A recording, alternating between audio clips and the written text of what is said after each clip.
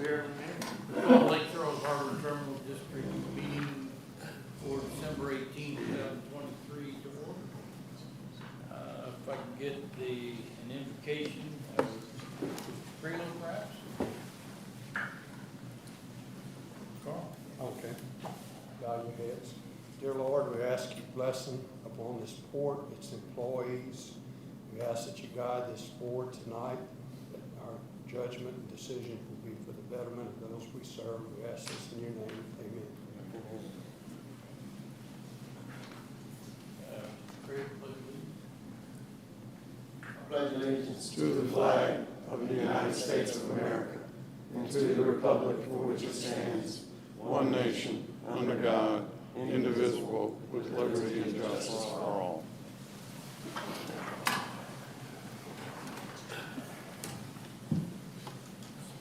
Okay, the board encourages public comments and questions regarding all agenda items.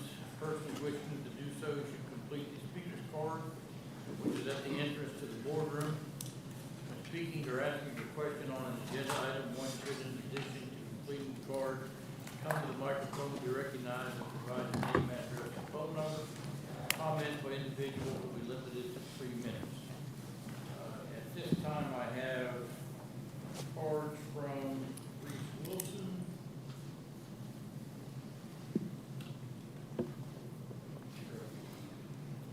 Neil McLaughlin, Mark Pousson, and Tom Planning.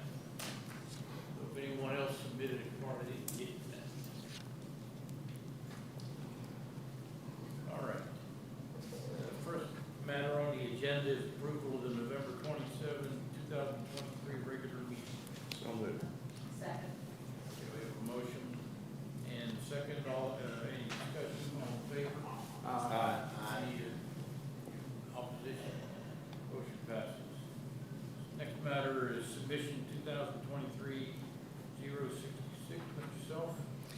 Yes, sir. Approval is needed to establish the date and place of regular meetings of the Board of Commissioners of the Lake Charles Harbor and Terminal District for the calendar year 2024. Each year in December at this point in the year, we submit to you guys the dates for the regular meetings for the following year for your approval, and that's what we've done. We've tried to avoid any holidays and such as that. We have a motion. Mr. President, I move adoption of submission 2023-066. Second. Motion by Mr. Creelow, second by Mr. Freeman. All in favor? Aye. Any opposed? Motion passes. Next matter, submission 2023-067, involving the tariff. Mr. Self. Yes, to revise the district's tariff number 013 for item 650 and 721, the dockage rates and security surcharge rate revisions bring the district into line with the members of the Gulf Seaports Marine Terminal Conference rates for 2024. These revisions will become effective January 1st, 2024.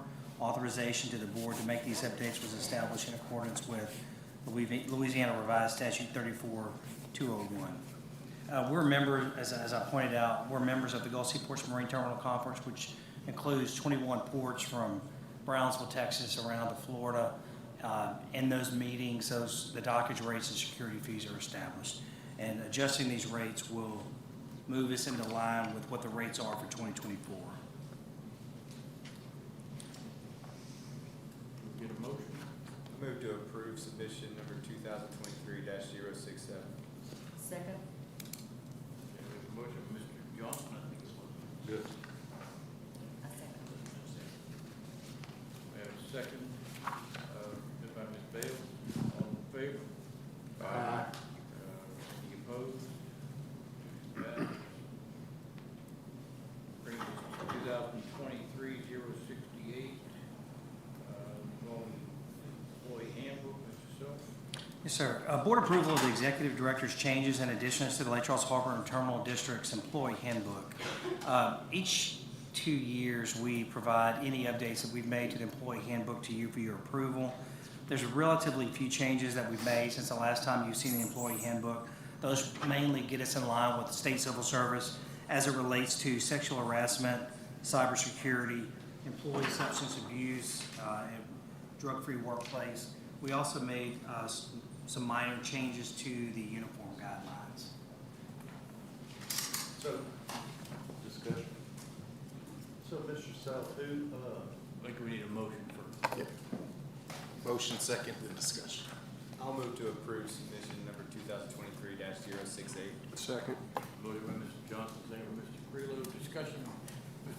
Mr. South, Yes. so, who do we use or, to tweak those? You know, typically, these changes come direct from civil service. But our human resource department is the Yeah. one that prepares Yeah, it. okay. No third party outside. Okay. Further discussion or question? Call the question. Call the question. Call the question. All in favor? Aye. Any opposition? Motion passes. Next matter is 2023-069, regarding Wiseman Security Services. So staff requests the Board of Commissioners grant the Executive Director authorization to contract with Wisner Security Service to provide supplemental guard services at port facilities. Prior to 2020, the port contracted Gates Guard services. After 2020, we attempted to bring it back in and house it internally. Unfortunately, it's a challenge to keep those positions filled. We had a lot of turnover, and then we chose to go out and contract it again.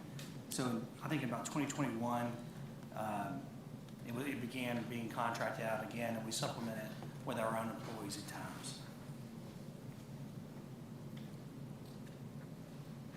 We have a motion. President, I move we adopt. Second. Motion by Mr. Brewer, second by Mr. Craver. Discussion? Any questions? All in favor? Aye. Any opposed?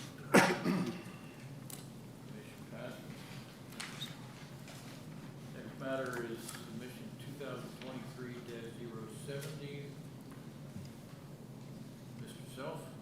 Yes, sir. Staff requests or recommends that the Board of Commissioners authorize an agreement for owner's representation and inspection services with River West for various port construction projects during fiscal year 2024. River West provides field technical owner representation services, QA/QC work for us. The volume of projects and the work that they're doing directly relate to the volume of capital projects that we have underway. And as you're going to see in a few minutes when we present the budget, we are budgeting about $172 million in capital projects in 2024, which is by far the largest dollar amount of capital projects we've had at any one year. And the majority of those projects of that $172 million are already underway. In addition, there are 3 different terminals, which causes an additional challenge, but the cost of those services are included in the capital project, so you don't actually see the cost on the income statement, and those that are related to Hurricane Laura and Delta are reimbursable by FEMA. Move to approve 2023-070. Second. Motion by Mr. Johnson, second by Ms. Bales. Any discussion or questions? All in favor? Aye. Any opposed? Motion passes.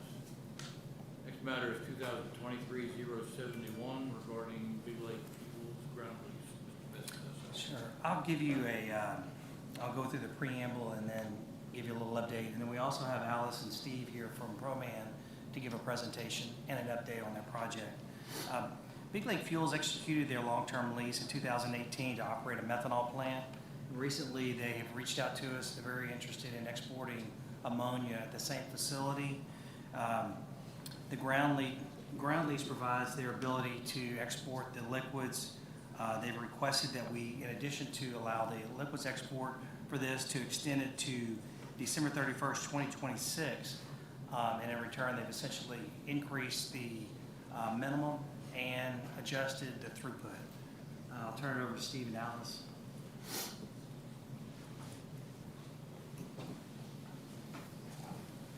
Thanks, Ricky. You guys can hear me okay? Good to see you all. I'll be brief. I know we have a few slides. I'll to take you through some of the things we've been doing this year and some exciting developments we have on the project front. This one is not. Hold on, let's see. Is there another presentation? As much as I'd like to talk through this. Yeah, Michelle, I don't think that's the right one. Yeah, Is it? no. Yeah, no. Am I the only one here in the? Yeah. As much as I'd like to talk about the strategic plan proposal discussion, I don't think I can. No, but this is. Yeah, but this not- is the that's wrong the one. wrong presentation. Yeah. Yeah. I don't think I'm qualified to talk to this. I can give it a shot if you want. Today's objective is to determine the.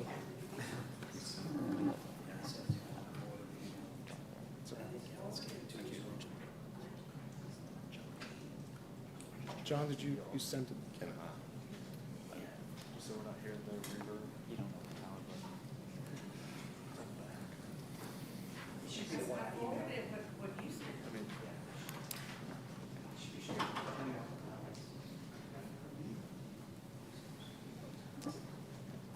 When you send-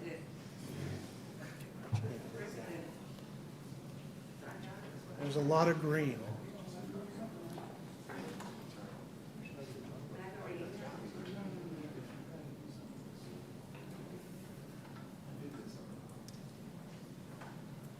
Well, that's fine.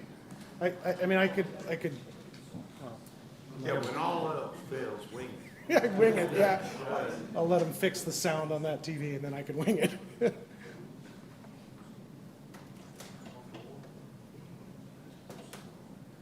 you go, just unplug it. Just cancel it, yeah. John, he's got it. Now look, I'm trying to turn the sound off from this TV because it's got.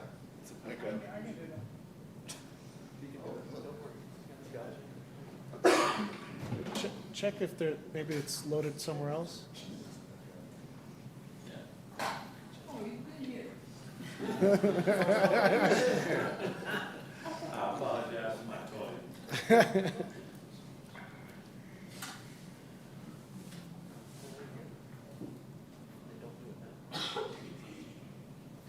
There you go.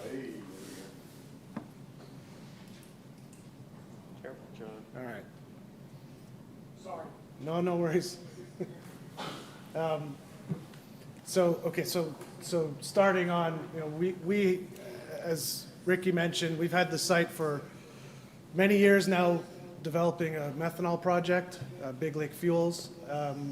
Over the last year, we've actually come across an even better project that we can do in parallel. And it's basically a blue ammonia in partnership with Mitsubishi.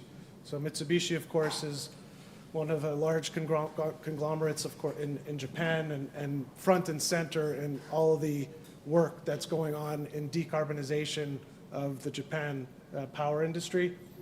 And so the expectation is that this product will be exported to Japan to co-fire in their coal plants. Both the Big Lake Fuels methanol plant and ammonia projects fit within ProMan. While we're the second largest producer of methanol in the world, we're also a top 10 in ammonia in the world. And so it is one of our core products and expertise, and that's one of the main reasons why Mitsubishi chose us and the site here in Lake Charles for this project. Of course, part of it's going to have a carbon capture, so we'll be able to bring in carbon dioxide pipelines to the area. And then, most importantly, it will be able to share infrastructure with other projects like our methanol project, thus making both projects or future projects more feasible. It's been ProMan's model to build not just one project at a time, but to build industrial complex, and this is what we hope to do still in Lake Charles. Just a brief project status. So we've completed the pre-feed, and the technology and the feed provider have been selected. We signed an MOU with Mitsubishi, and we'll have further agreements with them outlining the cooperation during the development process. We're actually planning to start the FEED in January, next month. And then, in fact, geotech and topographic surveys and some environmental surveys are underway, targeting to complete early next year. And so, of course, the amendment to our lease, as Ricky pointed out, is critical to the next phase of development. Just at a high level, you can see we have plenty of room on the site to be able to have the ammonia facility and the methanol facility in green and blue accordingly, as well as common facilities for administration and warehousing and parking and everything, all and site security, all in the same site. In terms of timeline, some of you may be familiar with the contract for difference process in Japan. Ultimately, it's the government who will set some of the tariff differences between the coal price for fuel in Japan and the imported ammonia price. And so that auction is critical to the success of the project. Now, unfortunately, the auction is scheduled for the fourth quarter of this year, and the results of the auction may not be known for, could be 6 to 9 months. And so the timeline for development of the project is extended out you could see well into potentially 2026. Now, we think with our partnership, us being one of the top owner operator of ammonia plants in the world, Mitsubishi being a key partner or key stakeholder in the Japanese power market and auction, we think we're best suited to get these contract for differences. And so we have a lot of confidence in our ability to succeed, but at the end of the day, it will take quite a bit of time to develop it, and that's why we're looking for the extension. And basically, we've been, as Ricky mentioned, I think it was even before 2018, I feel like we've been paying lease payments on time every time for many, many years. And we want to continue to really be a partner of the Port of Lake Charles going into the next few years. And so as such, the request for amendment not only gives us the flexibility to be able to develop this project, but it also offers the opportunity to the port to have additional rent revenues from multiple projects. And in short, the amendment is really around 3 points.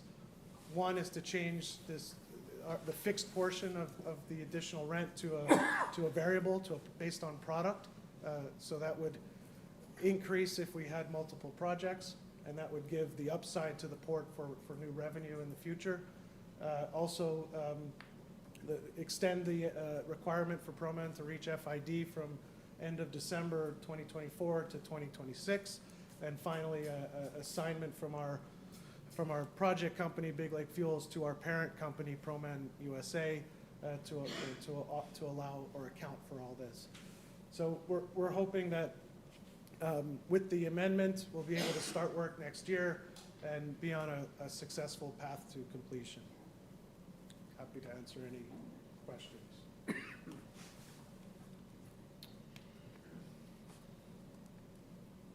Any questions?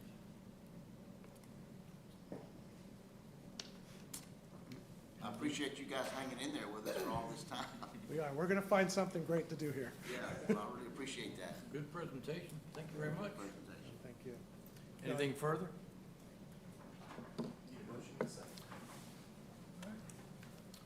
So moved, Mr. President. Okay, Mr. Bales makes a motion. Do we have a second? Second. John? Yes. Second by Mr. Crater. I think we've already determined there's no further discussion. All in favor? Aye. Any opposed? Yes. Nay. One nay.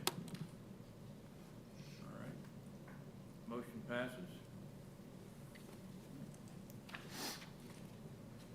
Thank you. Thank you, sir. Next matter, 2023-072, the budget. Mr. Self. Yes, sir. Board approval is sought to adopt the 2024 operating, non-operating, and capital budget, and I'll turn it over to Cameron. Yeah, Cameron's so got a presentation I for have you guys. I have a presentation as well, so get the right one up on that one. Did you email it to Don? I did. Which one he's going to pull up, I don't know. Okay, so starting off with our traffic outlook, we have basically I did a mock forecast 2023, and obviously the budget 2024 to the right. There should be a slide before this, actually. Well, I guess we'll skip to the operating revenues then. Okay, so operating revenues and expenses for 2024. We anticipate an increase in operating revenues of around 3.5 million, so we're looking at 48.1 million in 2024. As y'all have heard before, 2023 is going to be our highest year in revenues, while 2024 is going to surpass that, or we anticipate it surpassing that. On the expense side, we anticipate a decrease of around 1.4 million, putting us at 33.6 million. As we receive some of the equipment that we are still waiting on, including our loaders, we expect that to increase efficiency and effectively decrease those expenses. So we should see that start to affect in 2024. Okay, so on the traffic outlook, as I mentioned, revenues we're expecting to increase 3.5 million. A good portion of that is driven by the traffic. Most of these commodities we anticipate being well in line with 2023. There's a couple items I want to point out. In the top section, you can see cement in 2023. We forecasted 0 tons. We actually did start moving that. Was it this month? So we started moving cement in November, and we anticipate about 500,000 tons in 2024. So that's going to be a nice increase on the revenue side. And the other item is at BT1. We had a very great year of petroleum coke movement, and we anticipate that to continue and actually increase into 2024. So I already went over the non-operating side. The only item I want to point out is a decrease in the interest income. As we expend those funds on the big projects that we have ongoing, obviously our bank account will decrease, and lower interest will, based on lower balance, as well as the economy leveling out. We anticipate interest rates to possibly decrease or remain the same, so lower interest.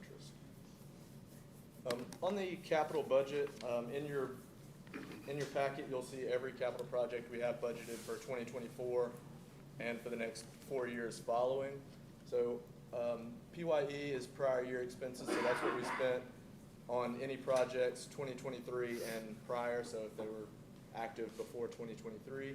Then 2024, you can see we anticipate, as Ricky mentioned, about 172 million in capital projects. Only about 48, you can see at the top, the port funded amount is almost 48 million. So of that 172 million, only 48 will be out of pocket in 2024. Also to mention, of that 48, some of it is FEMA reimbursable in future years. So even though we expend it in 2024, we should get reimbursed in future years for some of that. And you can see some of that kind of figured in on the individual projects and in future years. So FYE is future years. For port funded, we only have about 9 million. That's because a lot of those funds will be being reimbursed in those future years, so they're calculated in. These are our continuing projects. Basically, that same kind of breakdown, just done a little differently. These are only capital projects, not minor projects. So on continuing projects for 2024, 159 million of that 170 is continuing projects, and only another 8.7 will be brand new projects. And then these are our minor projects by department. So we have about almost 4 million in minor projects, so smaller things that we may need, trucks and things like that. So our cash flow outlook, currently cash, and this includes restricted, is around 93.8 million. Our cash flow projected, that's one thing I failed to mention, but on here you can see at the bottom, we have net income. We're anticipating about 2.7 million in net income and a cash flow of over 15 million, so very good cash flow. So looking at that, keeping that in mind, we have in current, I said 93.8 million, cash flow of 15 million. Taking out our restricted funds and our capital spending, our investments at the end of 2024, we anticipate to be around 16 million. So bank account should be at 16 million cash. So, and that's pretty much it on the budget. If there are any questions? Very good job. Thank you. Thank you. We have a motion. Move to approve 2023-072. Second. Motion by Mr. Johnson, second by Mr. Guidry. Discussion? Questions?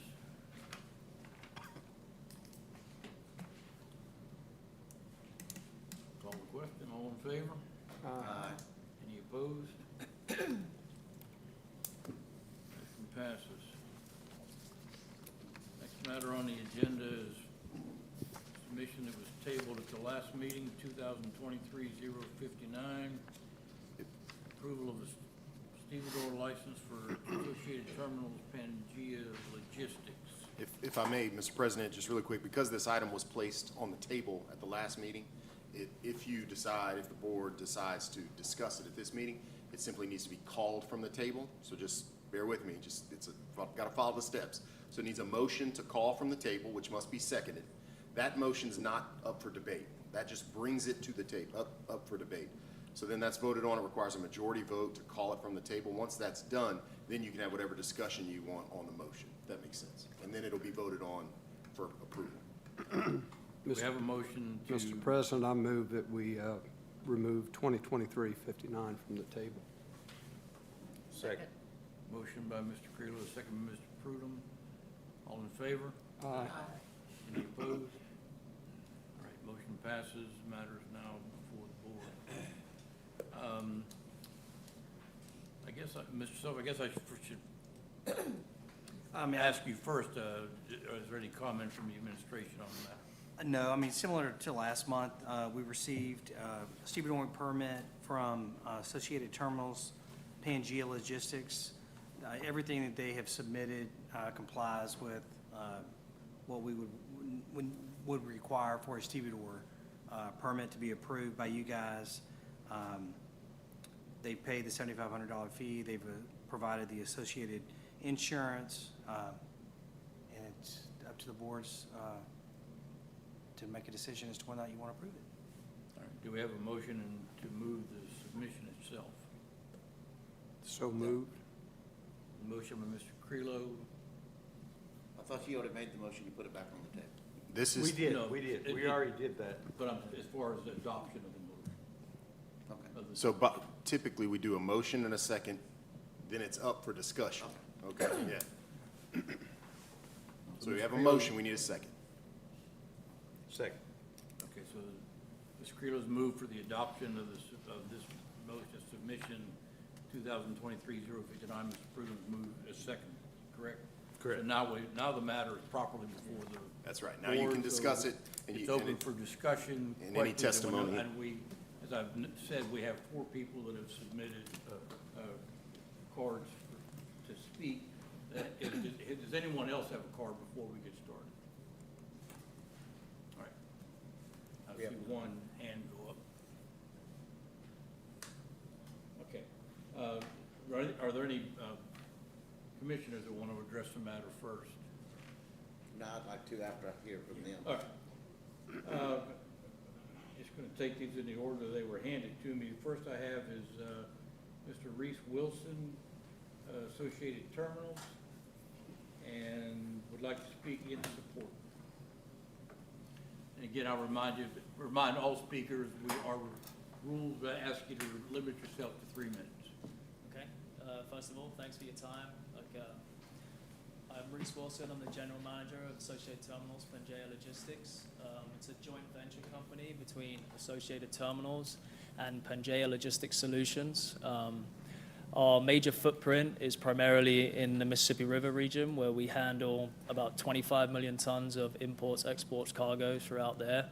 and employ just over 1,000 people in Louisiana. And on the Pangaea side, we have Neil McLaughlin who will speak more to that after me. But really, I'm here just to advocate for us. We believe in the growth here regionally, geographically. If you're able to, look us up a little bit, or if you have any questions regarding us as an entity, I'd be happy to answer them. We really want to be a strategic partner of the port here in Lake Charles, and really just wanted to open it up to you guys if you had any questions or concerns for me as of right now, really. So.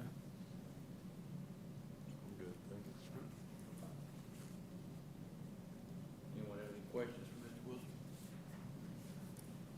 Thank you, sir. Okay, thank you.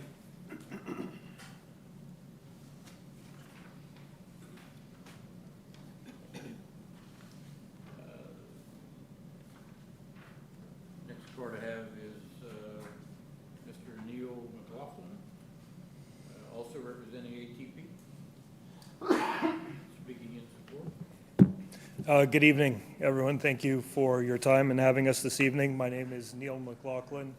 I am the Director of Projects for Associated Terminals Pangaea. As you just heard from Reese, it's a joint venture company between Associated Terminals and Pangaea Logistics.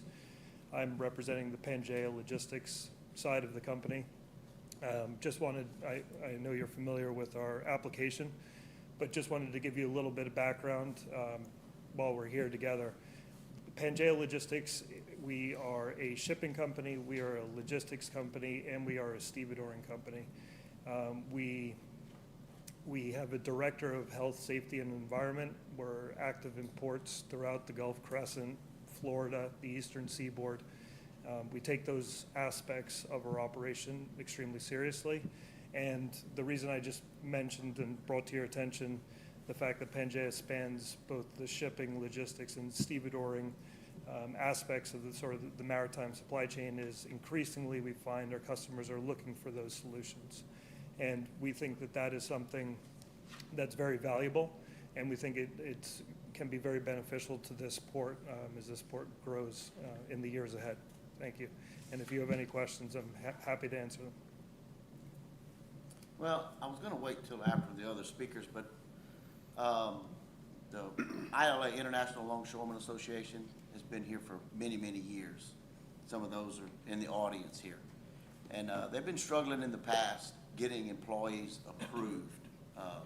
Things that have happened over the years is that the industry requires safety certifications, and in their case, it's called work numbers. And so the work happens so fast, when they need more people, by the time they try to get the work numbers, the work is gone. It's exhausted, and the employees hadn't been able to be assigned. So when I came on board, along with Kevin, we started working with the ILA to help them.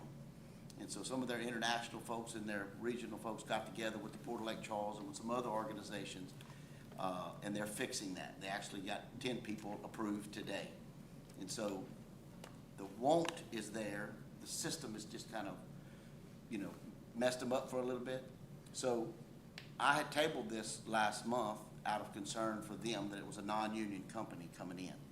So after meeting with some people that's going to speak tonight, we understood that you might be interested to be able to get the work going forward that actually would speak to the ILA about a possible contract or providing employees, that you wouldn't be strictly non-union and opposed to union. So I would just ask you to say if that information is accurate. Would you be interested in speaking with ILA if they could provide quality employees in a timely manner? Yeah, I think we're open to all discussions. Just for the record, we are a non-union stevedoring company. We pay fair wages. We put a big emphasis on training our employees. We put a big emphasis, because it behooves us to do so, on wherever we operate, building a local workforce. We don't want to bring employees in from different locations. We want to build a local workforce. So if there's a way that we can potentially work together, we're definitely open to those discussions. Okay. Thank you, sir. Just to piggyback a little bit on what Mr. John said, my understanding is correct that you would be willing to sit down with the ILA and have a conversation with them. I personally can't speak, for our entire organization, but we're open to the concept, and that's something that we can discuss and then come back to you on that.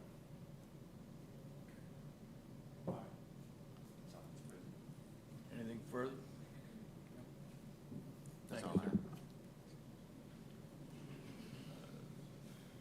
Next one I have is Mr. Mark Poussin speaking in support. Mark Poussin, Welsh, Louisiana. We're working down at the turning basin doing barge bulk loading, and Better identify who we is. at the South Louisiana Rail Facility. And we personally reached out to them to help us with barge logistics. Barge logistics today, in today's world, is very difficult, and they're able to help us with that, is what we feel. And so we reached out to them to step forward to do that, and certainly support local help, local labor. Question? So, and you're dealing with them specifically, kind of piggybacking on the question that we just asked about being open for discussions, for helping some of those things. Absolutely. They were responsive in that. Yeah, absolutely. Thank you, Mark. Next I have is Tom Flanagan, Lake Charles Stevedores. Information only.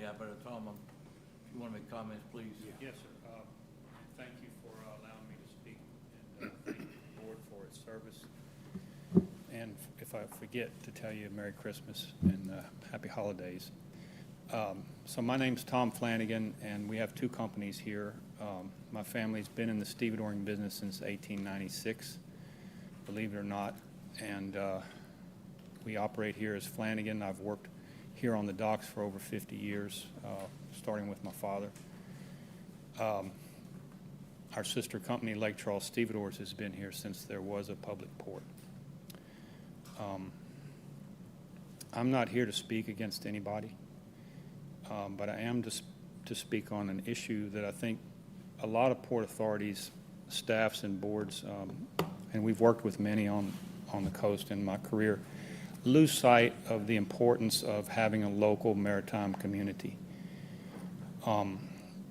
90% of the potential customers that are looking to do business here call us or other local companies to gain the information that they need. And we do the tough jobs, not just the cream of the crop jobs, everything that comes up. And having a local business in a port such as Lake Charles, which is a regional port, is really important. And I would just ask this board to please don't lose sight of the importance of a local industry that's here. And along with that, we support local labor.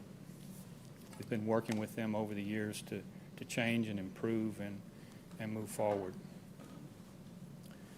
I have immense respect for this board. I've seen the changes in the board and numerous revolutions in the board.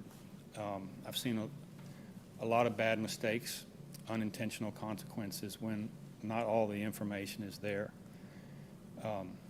It would be sad to see the local, there's not enough work right now for even the two companies that are here to make a living. If we just overload this port like ants on top of ants, the rates are not going to go down, the service is not going to go down. Our arguments, if you had a room full of terminal operators here, they would look at this facility and realize it's only a certain size. You can't stack people on people. And I think the results would be counterproductive. And if a company is just coming here to take the work that's here, it's counterproductive.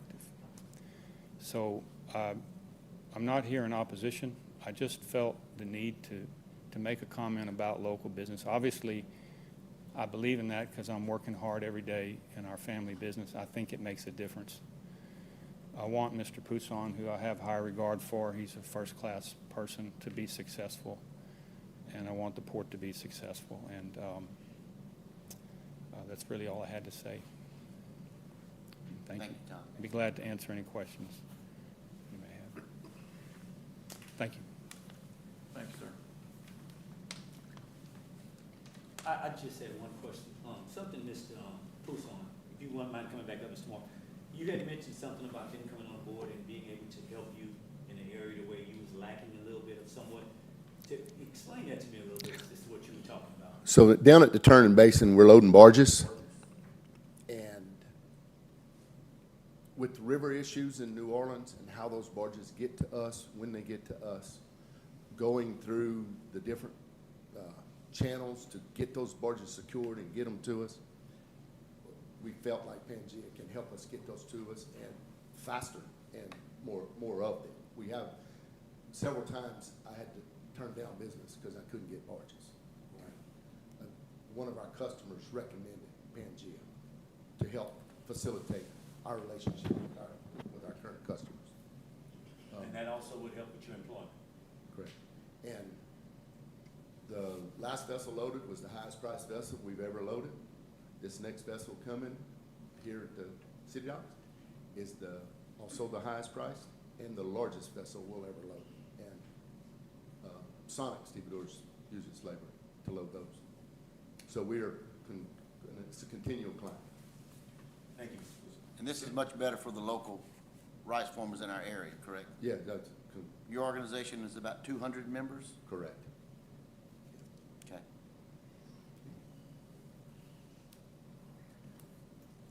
Thanks, sir. Good. Next speaker is Mr. Michael Brown, representing ILA, speaking in opposition. Good evening. Michael Brown, right here in Lake Charles, ILA member. My family had been in ILA all my life, over 55 years. I know a lot of family members that had made a living right here at this port. We have a lot of things that we're dealing with. We're trying to get new people in. We're actually being very successful at that. Not only we're being successful at getting people in, we're getting the labor out and we're getting the work out as quickly as we possibly can, even when we're short on labor. We're doing the best that we can to try to make sure that everything is exactly what you need from us. But we have some problems and some issues that we're facing. One of the problems is we're in a very competitive area. We're competing on getting these people in, and how we're competing against the industries. And it's a shame that we have to compete that hard to try to make sure that our men and women have a good living. I don't have a problem with Pangea. I just want to make sure that they are looking out for us and have our interests very well kept. If we are pulling together, let's pull together as a team. If we're not pulling together, let us know exactly what we need to do to try to make this situation better. Thank you. Thank you, Mr. Brown. Any further discussion? Other questions? Anyone else? Nope. Call the question. Call the question. All in favor? Aye. Any opposed? Motion passes. All right, that brings us to the briefing notes. Come on, Chris. Financials. Yes, sir. The one-armed bandit doing financials. So for the month ended November 30th, 2023, we generated revenues of $3.5 million, which was unfavorable about $300,000, mainly due to lower than anticipated bay rates, simply due to timing. On the expense side, we had expenses of $3 million, which is unfavorable also, about $300,000. Legal expenses due to ongoing litigation, insurance was a little higher, as we've seen all year, and then higher employee medical expenses. On that note, we actually anticipate receiving a reimbursement for that due to our insurance policy. Non-operating revenues and expenses were $100,000, also unfavorable $300,000. That's primarily due to some asset write-offs. We usually do quite a bit of our asset write-offs towards the end of the year. EBITDA was $400,000, and we generated cash flow of $1 million. On the balance sheet, it's the same thing you've kind of heard all year. Expenses due to hurricane recovery, some changes due to GASB 87 and the P3. The only item I would like to point out is a significant increase in fixed assets. Year over year, it increased about 40.7 million. A large portion of that, as Nick mentioned last month, the rehab of berth 2 and 3 was completed, so it's now moved from construction in progress to fixed assets, and it's currently being capitalized. So, any questions on the financials? All right. Doesn't look like FEMA, OSHA. On to the GOSEP report. Not a lot of change there. We are getting very close to all projects being obligated. We did receive another 200,000 plus, and we do have around 500, almost 600,000 pending reimbursement. So, and I will say, a lot of those smaller projects are going through GOSEP relatively quickly. So we are getting those funds. As you can see, we got 200,000. We're getting another 500,000. So those smaller projects are moving through relatively quickly. And for my department report, I've had many discussions with our team at Gallagher. As of our last conversation, it's been great news so far. The premium actually, as of now, has gone down almost 100,000, and they also worked in a continuity credit. So continuing with the same kind of companies, we expect that our premium will actually be not just the 100 plus decreased, but another 240,000 plus decreased. That's great news. If any of you have dealt with property insurance recently, that's a big deal, big deal. When did the continuity credit come up? What do you mean? When did, is that since our last meeting? Yes, sir. So they didn't really have concrete numbers at our last meeting, but we've had quite a few conversations with them, and every time I talk to them, it goes down a little bit more because the insurance companies are still fighting over this and that, and one of the things they added in was that continuity credit. Okay. Outstanding. Any questions? Good. Way to go. Channing, you're out of place. Yeah, you moved. What, are you don't like I'm Tom gonna anymore? Next to the masked man. Yeah, we noticed it. No matter how many silver bullets he has. Good evening, All Commissioner. right, the channel switch. Say again, sir? I said obviously the channel switch. Staff advised the board in August of 2022 that the Lake Charles Port Authority, as non-federal sponsor for the channel, submitted 2 projects to the Corps of Engineers to be included in its report to Congress. This report is known as the Water Resources Development Report. Water Resources Development Act 7001 report. It comes from section 7001 of one of the past WRDAs, Water Resources Development Acts. And I will also refer to it as WRDA 7001 report. Anytime I say WRDA, W-R-D-A, I'm talking about the Water Resources Development Act. Inclusion in this report is the first step toward building these projects and to get Congress to authorize the build of the project. One project is a proposal to extend the east jetties 1.5 miles out into the Gulf to give deep draft vessels coming into our channel protection from the set in the Gulf, the wind and the current that tries to push them out of the channel. The other is to deepen the project from its current 45 feet, its current 40 feet, to 45 feet in 1 foot increments. A deeper channel provides more underkeel clearance for vessels and therefore a safer transit. These projects were submitted after discussion with the Harbor Safety Committee and with the Calcasieu River Funding Management Board. The Funding Management Board, established by the state legislature, provides funds for the non-federal cost of the core Calcasieu River and Pass project. 22 letters of support from various entities accompanied each project proposal. Though dated in February of 2023, the Corps issued its 2023 Word of 7001 report about a week and a half ago. The Corps recommended 12 projects to be authorized by the Water Resources Development Act of 2024, targeted by Congress to pass in August of 2024.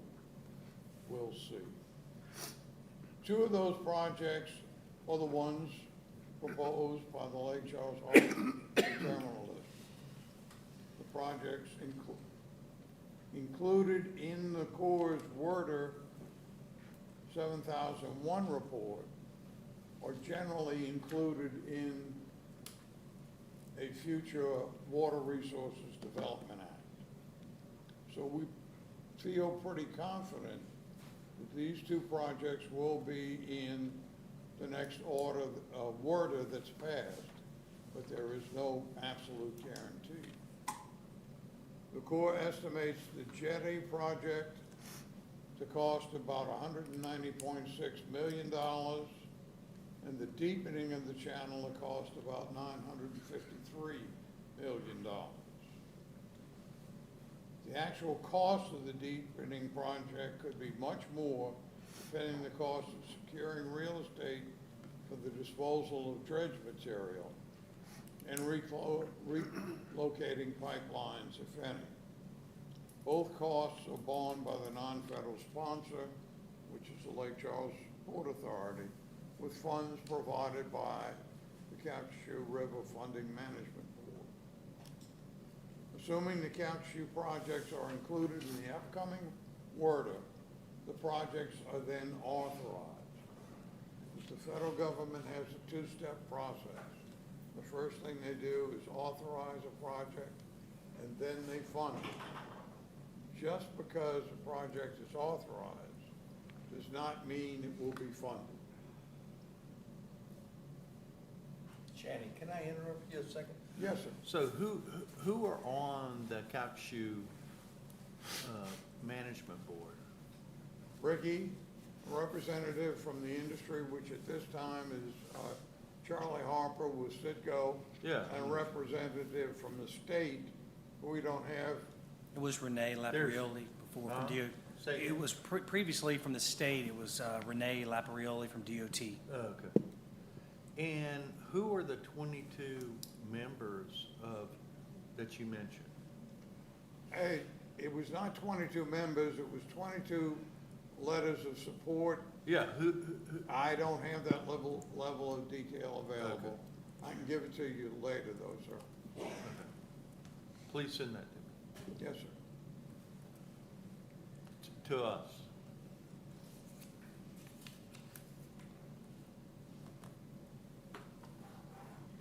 So I'm gonna send that to each member of the board. Right, I'll please. probably send it to Michelle and ask her to distribute it. Okay, so assuming these projects are included in the upcoming WRDA, that is gonna begin a long-running process to try and get these projects funded. The first step is going to be asking for funding authorizations in the FY25 budget to do a feasibility report on each project. Feasibility reports under the Corps' current regulations.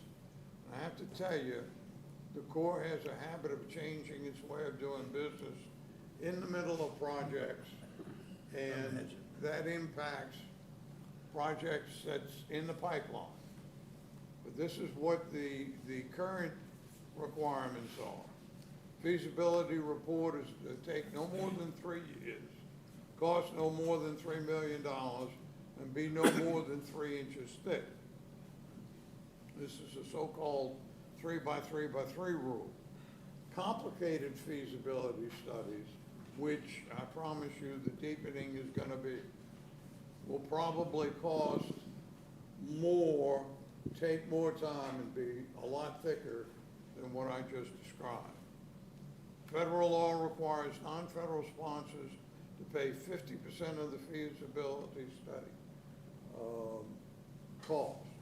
So if both of them are approved under 3x3x3, the Lake Charles Port Authority will be required to pay $1.5 million each, with the money coming from the Calcasieu River Funding Board, which explains why we went to the funding board before we even submitted the projects, because if the funding board had said no dice, there was no sense in us going any further. So everybody's up to date.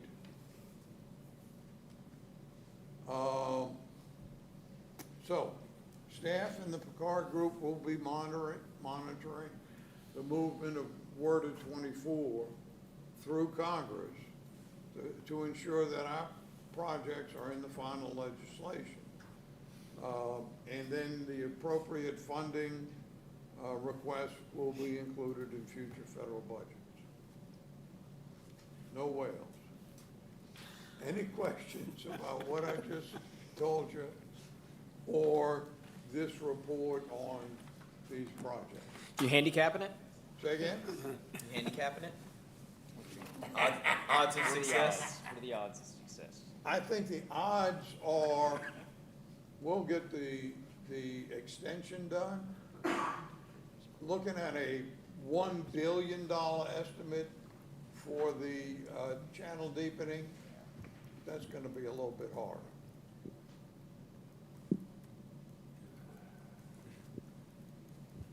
No odds. Will that 45 feet bring in more business opportunities than we have now, or it will just be safer? Theoretically, if we go down to 45 feet,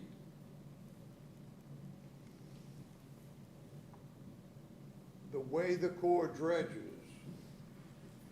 the channel will actually be 49 feet. They go down to minus 45 feet, then 2 feet of over dredging, and then there is a 2 foot in there that the dredging contractors put in to make sure they meet the dredging template, because if they don't, then they have to bring all their equipment back. So it'll be 49 feet. The day the dredge moves up, it'll start shoaling in right after that. In all likelihood, most vessels, it's just going to decrease the vessel count. I mean, I'm not aware of any business today that we've lost because we're not at 45 feet. Okay. It's just requiring more vessels. They're not loaded as full as they could potentially be loaded. Okay. Would you agree with that, Channing? Well, the big issue is what draft will the current dock stand? If I turn to Nick and ask him if I can dredge in front of BT1, or I ask Todd when he takes off the bandage, if I can dredge in front of BT1 to 49 feet, I think I know what they're gonna tell me. It would be a no. That would be They're gonna a no. tell you, they're gonna tell you we have not done the proper studies. That's what they're gonna tell you. And I am guessing that the same thing is gonna happen with most of the other facilities along the river. So that the extra 5 feet will be increased safety for the vessels that are coming in here. Increased environmental protection for the area, given the vessel calls here. I can't guarantee that we'll get any deeper ships going in and out. I will note that our new licensed stevedore back there shook his head yes whenever we asked the question, so. Ships are only getting bigger. They're only getting bigger and requiring deeper draft. That's a fact. So. Yeah, that's what I would add too, is if there's a need for it, people will, increase the strength and depth of their docks as well, so they'll make the effort. In capacity, load capacity? I think so. And There's ability to dredge ships down coming to right 49 now feet. that can't. The ability to dredge down to 50 feet, 49 feet. You could put bigger payloads on ships that are currently calling on the Port of Lake Charles too, once you do that. Yeah, that's what I was saying. That's It's all likelihood. It's just ships are getting loaded now with less than they could potentially be loaded if we dredge down. All of which will be considered in the feasibility report. Thank you. Any other questions? Yep, that's it. Thank you. Good report, thank you. Yep. Todd, hope you're feeling okay. On the ships, you know, one thing I will add is that we do get the bay ride at BT1, and sometimes the ships are so large and they have such a capacity on them that they split the discharge between New Orleans and here because we can't take. They've got to get the ship down to up to 40 feet because it's deeper where they go in New Orleans. So we could take a larger. They could bring all of that to BT1 and not have to split the discharge in New Orleans. So recently at City Docks, we did a aluminum hydrate vessels, about 20,000 tons. We did 2 cargo transfers, about 18,000 tons. Sodium hydrosulfate vessel, which is the liquids loading, and 3 lumber ships, about 46,000 cubic meters. We've got a structural steel project cargo shipment that's should be loading in December. At BT1, we've loaded 3 coke ships. It's 120,000 tons. Unloaded a rutile vessel, 22,000 tons, and a calcine barge. On the schedule to finish up the year at BT1, we've got 2 ships of raw coke. It's going to be about 70,000 tons, and then a calcine ship. So everybody's trying to get their inventory down before the end of the year. So if you have any questions, I'd be happy to answer. Hope you feel better. Thank you. Merry Christmas. Merry Christmas. Anything further? All right. Terrence? Yes, Mr. President. Currently talking to a company looking to do monthly shipments of aggregate through the port of Lake Charles. And this can start as early as next month. Also been talking to BNSF Railroad for a cargo opportunity project. We talked to them last week, and they're actually going to bring a team down mid-January to come look at our site. Continuing to work with Matchstick on the rebranding process of the port logo and signage, as well as working on the 2024 permits for the stevedores, tugboats, and line anglers. Happy to answer any questions. Questions for Terrence? All right, brings us to Nick, engineering. Yes, sir, Mr. President. Just wanted to give an update on Conveyor 6A. It's a project I brought to you a couple months ago. It was one we were waiting on FEMA approval for the environmental process. It's a recipient project, so it's one we're using some alternative FEMA funds, some excess funds to pay for. We were successful in pushing that project through numerous reviewers at FEMA. However, it got held up on the environmental reviewer's desk for multiple weeks until we called checking for an update. And so now they are just starting, well, I guess 2 weeks ago now, they started their 30-day tribal review, which means they have to give the tribal tribes a 30-day window to review and make sure we're not affecting anything of theirs. The good thing is this project does not even touch the ground. It's using existing foundations that are behind our BT1 dock, so we're not touching the water or touching the ground. So we don't expect anything. It's just I wanted to let you know that it is delayed more than I expected. The issue is we need to get going on the project because we have to have it completed prior to our ship loader arriving next year. So I'm going to go ahead and move forward with the project unless there's any opposition from the board. Just a reminder that the project is going to take about 255 days to complete. Most of that is going to be fabrication off-site with only a 30-day window of shutdown at the actual BT1 dock. Our FEMA team still feels very confident we'll get our category exclusion since, as I mentioned, we're not affecting any ground. And also, Mr. Creelo asked a great question, is if there is something to happen and some fluke, they do not approve the project, we could use those funds for another project and maybe swap the capital budget around, which we'd have to come to you at that time. But there is that possibility too. Since there are 428 recipient funds, we can propose different scopes to utilize those funds as needed. So I know that was a lot of information I threw at you there, but if you have any questions, I'd be glad to answer. Thank you, Nick. Thank you.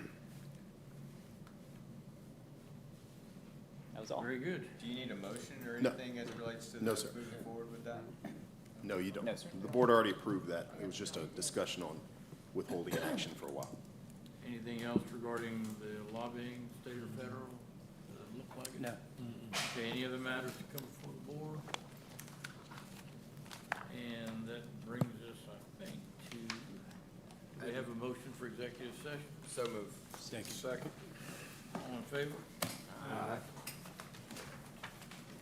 And just for everybody's benefit, I don't expect any action to come out of executive session. I don't know that for a fact, but I don't have anything, so if you want, you're welcome, but it's up to you.